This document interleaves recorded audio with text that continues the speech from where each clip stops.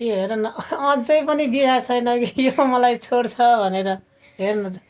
अहिलेसम्म मैले यसलाई गालीसम्म गरे होइन अझै पनि विश्वास छैन कि यसले लाइफ टाइम म लाइफभरि पुरा साथ दिने हो कि दिँदैन भनेर अझै पनि यसले विश्वास गरे होइन अझै छोड्छौ भनेर रुन्छ 4 वर्ष भइसक्यो यार बिहे गरेको 4 हो 7 हो 7 वर्ष भइसक्यो बिहे गरेको अझै पनि बिहा छैन भनेपछि यसलाई के भन्नु अब हनुमान होइन के अरे म छाती चिरेर देखाउनलाई आफूले माया भनेपछि एकअर्कालाई विश्वास गर्ने हो विश्वास गर्नुपर्छ विश्वास गर्दा मात्रै हो कि सम्बन्ध टिक्ने भनेको सम्बन्ध टिकाउनलाई हामी दुई मात्रै भइपुग्छ क्या अरू मान्छेहरू कुरा काट्ने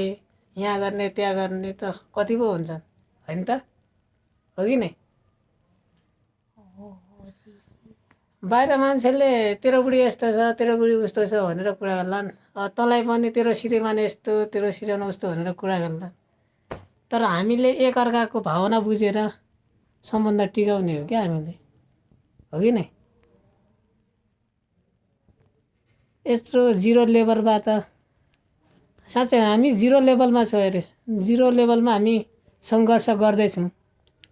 सङ्घर्ष गरेपछि मात्र त हो नि सफलता मिल्ने अब आफूमा प्रगति छैन केही छैन यहाँ छैन त्यही माथि झगडा गर्ने एकअर्काको विश्वास नगर्ने गरेपछि के होला